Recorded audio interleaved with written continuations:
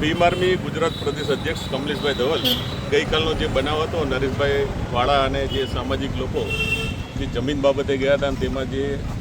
બનાવ બન્યો છે એમાં પોલીસને અમે મળ્યા જે સ્થાનિક પીઆઈ છે ડીવાયએસપી છે એમનું કહેવાનું એવું છે કે ભાઈ એમની ફરિયાદ હતી કલેક્ટરને રજૂઆત કરી હતી કે ભાઈ અહીંયા ગેરકાયદેસર માટી ખનન થાય છે તો એની અરજી આપી હતી ને અરજીના આધારે તપાસ પીઆઈએ કરી હતી ને પીઆઈએ કંઈક ગેરકાયદેસર 2 માટીના ટ્રેક્ટર પકડ્યા હતા અને ફરિયાદ કરી છે એમના વિરુદ્ધ. તો આ તો પેલું દારૂ જેવું થઈ ગયું કે ભાઈ દારૂ વેચાતું નથી પણ પકડાય છે અને ફરિયાદ થાય છે પણ ક્યાંથી આવે શું થાય છે એ કશું છે નહીં. તો હવે આમાં જે ખોટી ફરિયાદો થઈ છે લૂંટ દાખલ કરવામાં આવી એ પણ ખોટી છે અને ક્યાંક ને ક્યાંક આપણે જોઈએ છે કે ભાઈ જે અહીંના ધારાસભ્ય છે કૌશિક વેકરિયા છે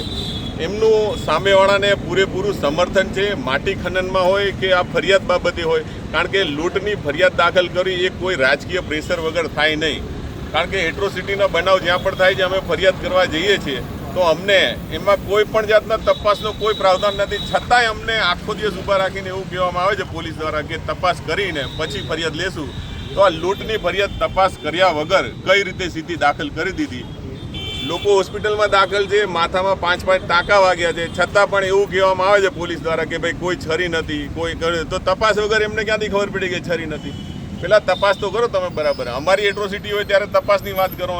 અને બીજું કે એ લોકો જો સામે આવીને મૂછો મરડતા હોય ને અમે જોઈ લેશું ને અમે આમ કરીશું તો અમને પણ કોઈના બાપની બીક નથી અમે પણ કોઈથી ડરતા નથી. અમારી પણ મૂછો મજબૂત છે દિલ્હીથી ભારતથી આખા ભારતમાં અમે મૂછોવાળા જ છીએ કોઈના બાપથી અમે ડરવા નથી. ભલે કૌશિક વેકરિયા હોય કે કોઈ પણ હોય ભાજપ હોય અમારા સમાજને દબાવવાની કોશિશ કરશે તો અમે ચૂપચાપ બેસીશું નહીં લડી લેશું. જય ભીમ જય ભારત.